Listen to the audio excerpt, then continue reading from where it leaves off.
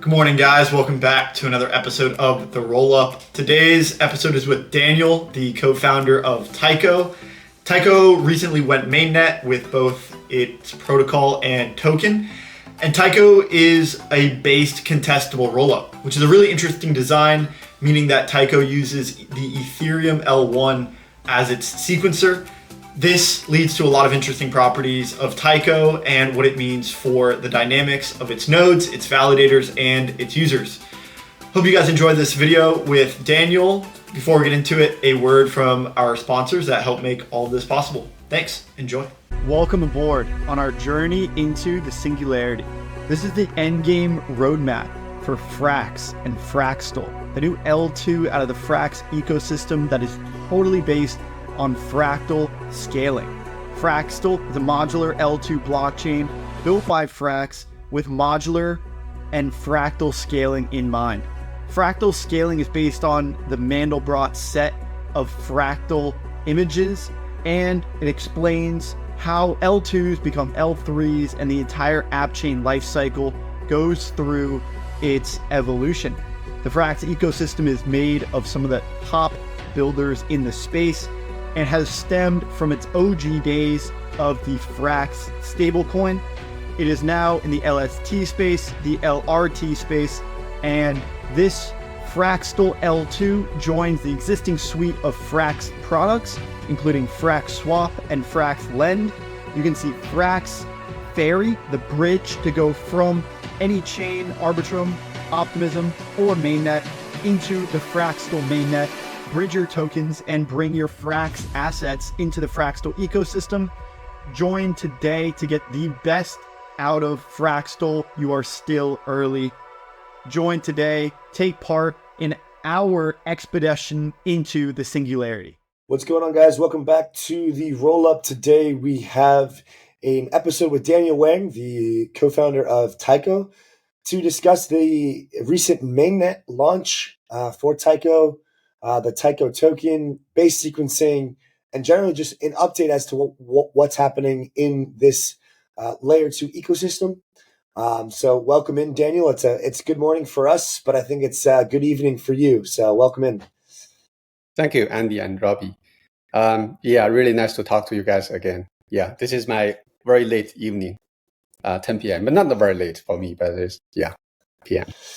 Well, thanks for sharing some time with us. I know it's been a busy couple of weeks for you with this mainnet, and you guys have put a lot into the culmination of this. And for Taiko, it was particularly interesting because of your base sequencing design, right? It was mainnet coincided also with the launch of the Taiko token because of the incentive structures needed. We'll kind of dive into that, some of the statistics of the base sequencing so far. But why don't we just start off with some of your reflections as a founder pushing out mainnet and kind of how you feel things went and what the last couple of weeks of your life has looked like, man. Sure. So Taiko was founded like 2 years ago. So finally we launched something. All the investors are pushing, people, they feel like we should launch something even earlier. But to be honest, we don't even think we were 100% ready when we launched the mainnet. We always like 95% close to mainnet launch. So eventually we told ourselves, hey, we need to make this happen. Even if there are like still a small room for improvements, we need to make it happen because that will push us to improve things faster. So Taiko is proud to be the first base rollup. And for us, we not only want to make this a base rollup, we also want to make sure this is a permissionless base rollup. Because if you are based but still permissioned, people still don't have a way to withdraw money if you don't sequence their transactions.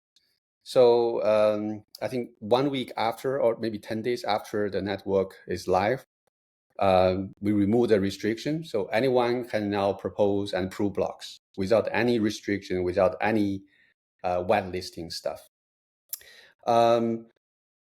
It's still very hard to be a proposer. One factor is that they don't have tokens. one of our partners, ZK Pool, he said, hey, we are ready to propose a lot of blocks, but we just have like 100K or something airdrop tokens. And, it's just, we can just afford like a few, maybe a few hundred blocks per week, so we still need to make sure the tokens will be liquid better, so they can accumulate some tokens to become a real proposer and prover. So right now, I think I saw this tweet. I think we have like 15 independent proposers. You can call them sequencers, of course, but they just want to give it a try. It's still not it's not profitable. We did some analysis about the cost because people say, hey, base rollup expensive. I would say base rollup will be more expensive compared to centralized sequencers because there are like protocol rules built into the smart contracts on-chain, right? So there are more logics and more like stories access. So it will be more expensive, but we still can be profitable if we have enough transactions on layer 2, and we just need to lift the tip that we require from users a little bit. Right now, if you look at our transactions, it's almost free, right? It's almost zero because we don't charge anything. The base fee is also zero. There are a lot of block space to be sold on layer 2. I was seeing that you guys were like pushing for like the blobs to be more and more filled than like previously. Basically, over the last couple months, there's been so much blob space available, but now that Taiko's on mainnet, that's getting filled quicker. Yeah. So for people ask why don't you just wait for enough transactions on layer 2, and then when you can fill the whole blob, then you post the blob, right? The reason is to guarantee the liveness of this network. You still have to propose every, for example, 20 seconds, maybe 1 minute at most. Otherwise, people say, hey, the network is down. I don't want to transact at all. So we are in this bootstrapping period where we are willing to pay more gas fees to provide a better experience, especially a shorter confirmation time. So people will try our network. So the cost, as I said, is going to be higher. We also did some theoretical analysis, see how far can we push, right, to really lower the transaction. So right now, when you propose a block, we write 3 stories, and in theory, we can, get rid of 1 and just keep 2. When you prove a block right now, it's like a 6 or 5, writes to Ethereum. We can remove 1 or 2, but that will involve like more like changes, which is not so compatible with the current one. So we need a few iterations to make that happen. So in general, I think there are rooms for improvements in terms of gas cost. But no matter what we do, in theory, base rollup will be more expensive because we have on-chain protocol, and other people may not have on-chain protocol. Centralized sequencer-based rollups. But we are really optimistic. I think, as I said, if the blobs are better used, if the gas will be sold, more gas will be sold on layer 2, then we will collect more fees on layer 2 to cover the layer 1 cost. That's totally possible. So profitability is not a problem, but profitability in early stage is still very challenging, right? So we may find some better apps, some killer apps maybe, to really bootstrap the uses of this layer 2. We are still trying our best, but if you ask me, do we have a killer app right now? We really don't have a killer app right now. So that's why, the first killer app, quote unquote, is the airdrop, right? So during the airdrop day, we made like 80 ETH transaction fees. Even if we charge very little on layer 2, we still make 80 ETH per day on that day. So you can see the potential of a base rollup. I think for the long run, I'm still very optimistic about base rollup, because by paying some extra fee on layer 2, and of course the proposer pay extra fee on layer 1, you get like permissionlessness, a decentralization of the layer 2, right? So that's something that centralized sequencers won't be able to offer. So I would say maybe in the next 2 or 3 years, you will see a lot more base rollup than centralized sequencer-based rollup. So I'm pretty optimistic. Awesome. Yeah, that is very cool. I love the analogy too that you say you're basically selling gas. Like that is the business model, is you're trying to sell gas on layer 2, and that's the mode of profitability. I'm wondering if you could explain the supply chain a little bit, because you mentioned how I think most people are probably aware that a based rollup is one that uses Ethereum as a sequencer, and Ethereum's supply chain is still has very decentralized block proposers, but the building is still somewhat centralized. Like there's only 3 builders, but then there's all of the stakers that do the proposing. Could you talk a little bit about like what parts of the Ethereum supply chain Taiko uses, and then how do you add permissionlessness to something like the Ethereum block building? That's a good question. So basically, we buy 2 things from Ethereum. So we buy data space, the blob right now, previously called data. So that's for data availability, to make sure everybody can download data and somehow convert the data into layer 2 blocks and execute those blocks. The second thing we buy is the settlement functionality on Ethereum as smart contracts.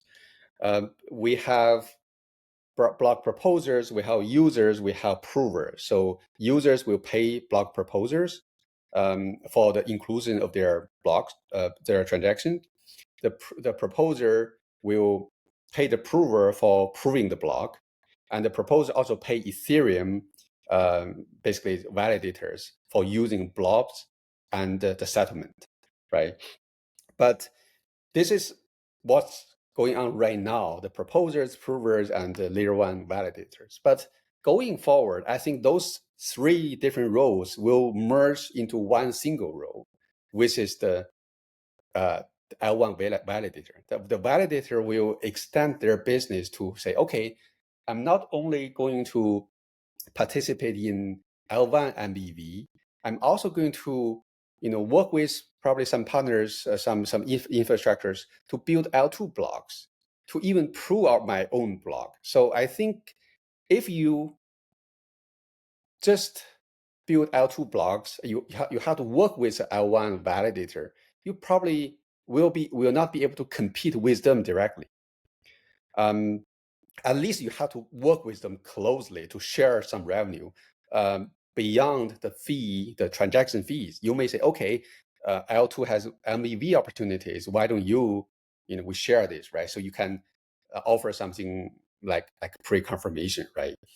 So in the future, I think the L1 validator will somehow extend the business to further into the L2 space. I don't know exactly how it will happen, but I think it will happen because they are the power that controls the ultimate like L1 sequencing, which basically controls the L2 sequencing, right? Now they don't care because the infrastructure is not there, and the fees collected from L2 block building is negative. It's not profitable right now. But once it's become profitable, then it's great opportunity, and they won't give it up. So right now it's prover, proposer, user, and L1 validator. Going forward, I don't know. It's going to be centered around the L1 validator. Yeah, that's my view. So MEV or MEV on layer 2 is coming. It's going to happen, if not already, and it's kind of going to be pushed up from the base layer up to the L2s. I think so, especially when a base rollup is decentralized, also ownerless. Right now, Taiko is decentralized. I wouldn't say decentralized is not the right term.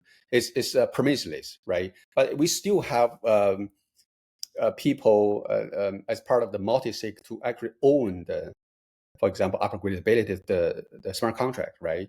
I'm one of them. So if all those signers are seized by the law enforcement, we can do evil things, right? We can shut down the network. We can shut down the smart contracts, right?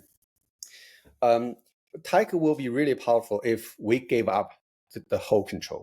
We say, okay, this is now controlled by the DAO somehow, right? And it's not up to us to decide what to do. We don't have the power. And of course, the precondition is the protocol should be bug-free and is pretty stable. I think we are probably maybe 1 year away from that. But given that smart contracts are fairly easy, if you look at the code, it's not a lot of code. So I think compared to a layer 1 network, for us to say, to give up control, give up the ownership, it's probably easier. So that's also my plan. I want to say, I don't own this, I don't control this in about 12 months. So that's going to be like a second big milestone for this network, this mainnet. Of course, we are probably going to have another mainnet later. Gotcha. Yeah, it's like the progressive decentralization. I think for the optimistic rollups, they're trying to move away from this centralized sequencer model, at least at some point. And at least like these next generation rollups that are launching are embracing more of like the shared sequencer approach. I'm not sure that some of the more like kind of entrenched rollups on the optimistic side will want to move away from the centralized model, but it's this continuous progressive decentralization approach, which kind of is in the ethos of Ethereum. Now, before we get too deep into kind of where you guys are headed next, because I know that there's more ZK components being added in, as well as more of this push towards decentralization. I have a bit more of a broad question, which I know that you've thought about before. Right now, the gas fees on Ethereum mainnet L1 are relatively low. I'm curious, like what is the base sequencing model look like in a world where Ethereum gas on mainnet is like consistently like 60, 80, 100 gwei, and the cost you have to pay for block space is more expensive. How do you kind of adjust to that? Do you just post less blocks, or do you have to increase costs, or like how do you kind of adjust that? I actually hope the gas fee, the gas price on Ethereum go up.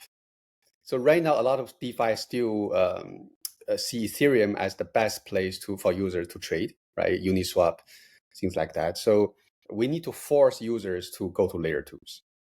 I think on layer 1, we should only see rollups or maybe oracles using Ethereum.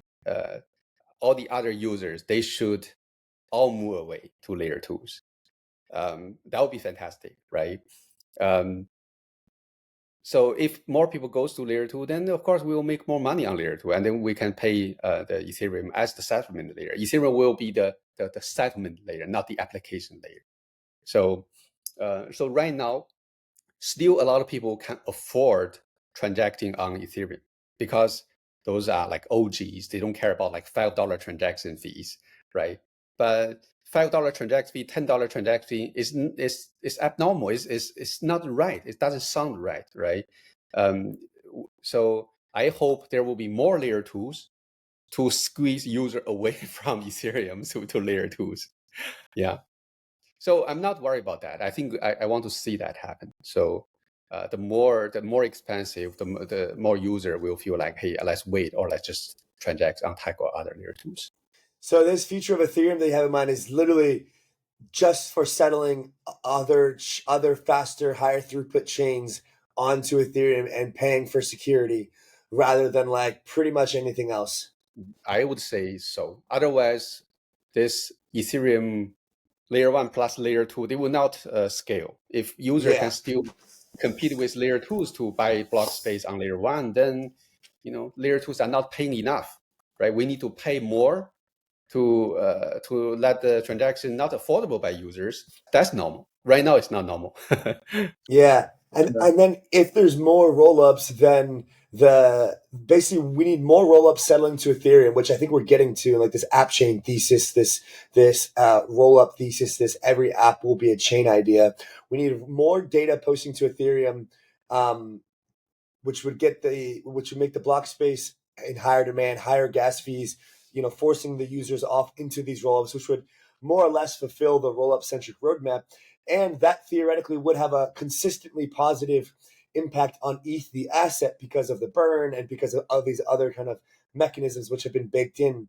So, how long until you think that we get to a world like this? Is it like years away? Is it like a decade away? What would have to happen?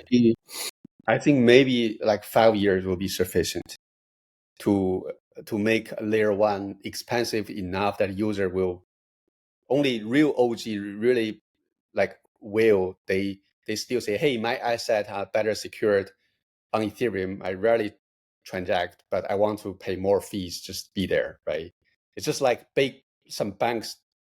I'm not familiar with the Wall Street, but like if you are really wealthy, you don't want to keep your money in a small bank, right? You want to go with Chase, you want to go with Wells Fargo or something like that. So if you have enough asset, you say, hey, just keep it on Ethereum, that's totally fine. But most users should not. They should just move away, right? So I think 5 years is good enough. If tomorrow someone say, hey, I want to build a layer two, if it is still centralized, I don't think it's sexy enough. Really, no matter what kind of proof you use, validity proof or fraud proof, ZK or not ZK, if it is still centralized, permissioned, it's just not sexy, no matter what you use. So I would say there will be more base rollup coming up very soon. Actually, we have people talking to us, say, hey, can we use your infrastructure to set up a chain for my app? Because they have a very successful app, and they are considering to launch their app chain using a base rollup protocol. So I think people see the permissionlessness, the charm, it's cooler, right? Although they know it's more expensive, I feel like this is the future. The optimization can happen, is still possible. But if you build a centralized sequencer and you want to decentralize it, it's hard, to be honest, especially when you are making a lot of money every day. It's really hard. But if you are permissionless from day one, then by design it's permissionless. You just need to optimize for performance. I think that's easier. So I think Taiko's approach has its benefits. Yeah. Okay, so the idea here is that even though the centralized sequences are making quite a bit of money, you think that they will transition over to decentralized sequencers or based sequencers because security and permissionlessness is more valuable than the revenue? I don't think everybody is on the same page. I mean, if I operate a centralized sequencer, I make like $10 million, $5 million a year, maybe even more. If I try to convince the team to go based, not all people will say, hey, that's a great idea. And some people will say, let's do that. Let's tell the community that we are on it, right? But whether it will happen next year or the year after that, people probably don't care. I mean, they don't really have strong incentives to do that. But of course, if the founders or the core team, they have their ideology, they want to do something to, like, as a personal achievement, say, I built something totally cool and I don't really care about financial return. They can try, but as a team, you want to align everybody's interest. So if the founder can convince himself or herself to do that, the team may not follow. So I'm saying it's hard, especially you feel like, hey, this is actually a pretty good business model, right?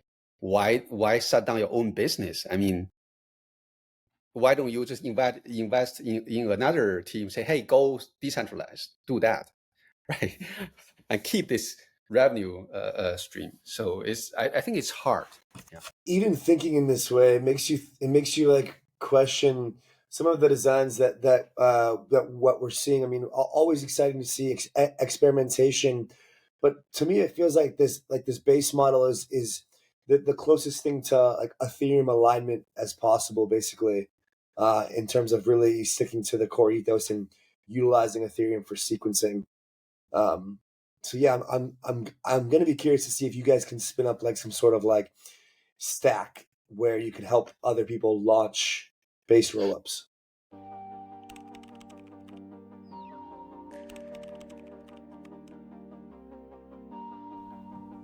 Cartesi is your home for app-specific rollups. At the forefront of developing new tools and platforms that enhance the capabilities of blockchain technology, Cartesi enables applications that are flexible and built to scale. Build on a full Linux environment and use traditional software libraries, but in blockchain development. Go to cartesi.io, that's cartesi.io, to learn more about building your own app chain today. We don't want to claim, hey, this is the best design. We want to show people, hey, this is possible. I mean, base rollup as a solution is possible. And if they want to study our code and try to clone the code, make improvement, we really welcome to them to do that. But we don't want to say, hey, this is the best thing we have. Let me try to sell it to you, right? No, that's not what I'm saying. But yeah, right. I from your perspective, you can't sell, do that. By sell, I mean not like a like persuade, right? Like persuade, say go this. We are totally open for. I hope to see more people come up with different base rollup solutions, and we try to learn from each other. Yeah, at least Taiko is what I'm proud of. Is Taiko is something different, so that's good enough for me. If I think one thing about Ethereum is all the layer 2s are different, right? So that's good for Ethereum as an ecosystem, because even most of them fail if one is going to be successful, and people can just learn from it and then improve.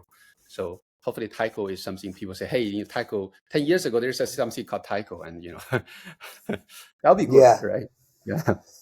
I think something that perhaps like a constructive criticism or some friendly fire that you guys have been fielding is that you guys like Taiko is known as like this base rollup that utilizes ZK, but in the current current state, it's not exactly using ZK to the extent that you guys would like it to.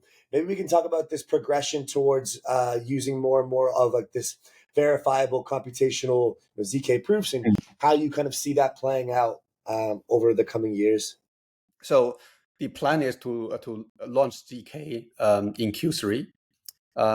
We used to work with PSE ZK EVM on their code base, but writing circuits is really challenging, to be honest, and I don't think it's even like scalable. If we have new features, we want to add something, it's just take too long to write circuits and make sure it's bug free. So now we rely on ZK VM. So we write a stateless Taiko client, and we run those clients into that client into ZK VM. So right now we have a deal with risk zero. We also have a deal with succinct, like SP1. So we will probably try those two provers in Q3, but not have a 100% coverage. We are not going to prove every block with ZK, because ZK VM are still very expensive. So we will probably have partial coverage.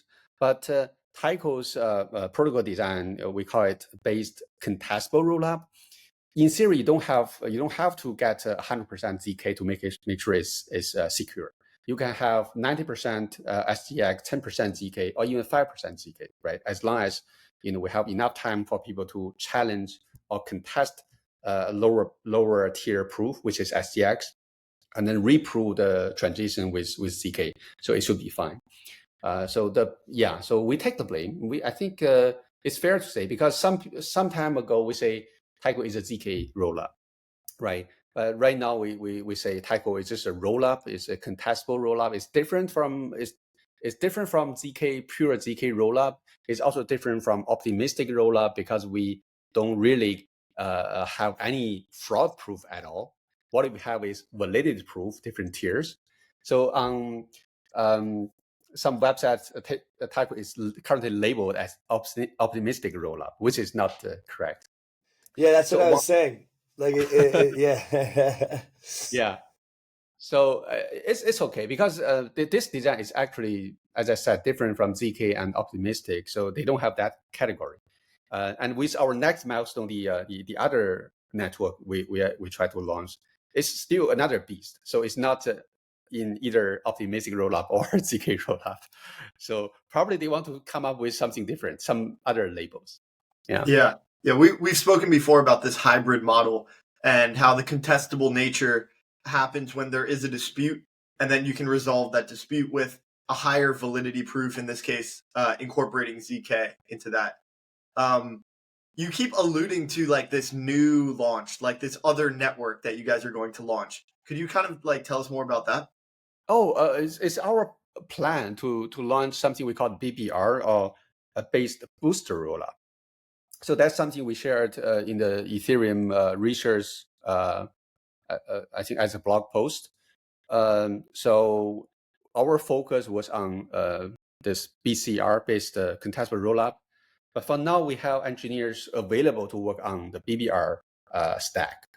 So our CTO, Brecht, is optimistic about the time to launch the first testnet.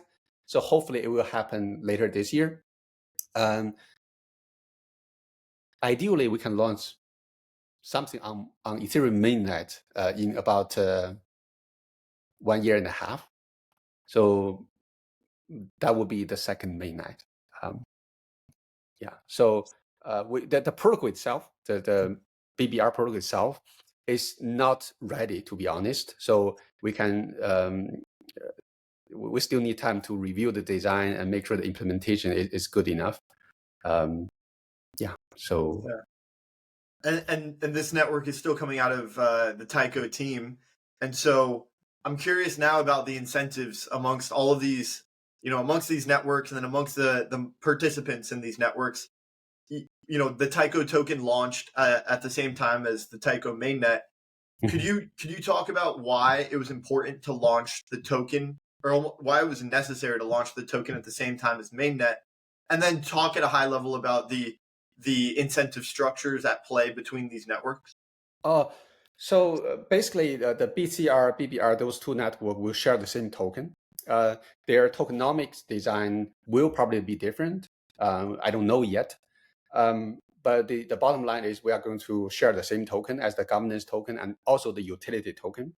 For BCR, the reason to launch the token as soon as possible or airdrop the token as soon as possible is to make sure that if someone wants to try to prove Taiko blocks, they have something to use, right? Otherwise, they have to borrow things from us. So that's one important reason. As I said, we planned to make sure this is a permissionless network. So if people don't have token and we don't have token, actually we as the core team, we don't have token liquid token at all. We only have lockup token that can be used as the in the proposing process. We need to make sure our partners, they can receive some airdrop so they can use the token to propose blocks to join the network. So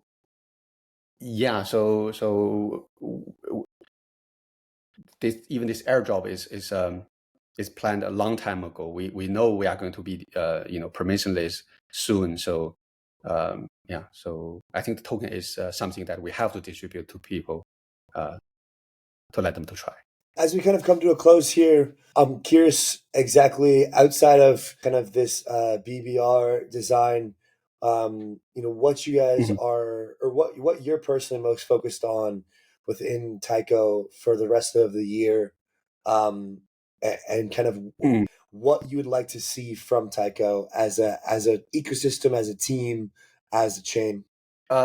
So I'm still going to focus on the BCR mainnet, this current mainnet, to optimize gas cost, to make sure we launch a DAO as soon as possible. So those two things that I'm going to personally work on. I also want to make sure, we reserve like almost 50% of the tokens for ecosystem. I need to make sure those tokens will be distributed in a fair way. The airdrop only accounts for like 5% of the total supply. And for the next year, 1 year or two, we are going to airdrop like another 10% of the total supply based on on-chain data, on-chain stats. So people use the chain more often, they will earn more Taiko token. So we are going to reward dApps, we are going to reward users, we are also going to reward like proposers and provers with mainnet. I want to make sure that's fair. Everything is verifiable on chain. Yeah, so those three things are probably my current focus. Yeah. Well, Daniel, thank you for coming on. Always a pleasure, and congrats on the successful launch. Looking forward to some of these iterations coming out, and also just you guys pioneering the way for base rollups and really seeing if that's going to catch on big time with more and more builders. So, yeah, thanks for coming on, Daniel, and always a pleasure. Thank you, Andy. Thank you, Robbie. It's really nice talking to you again.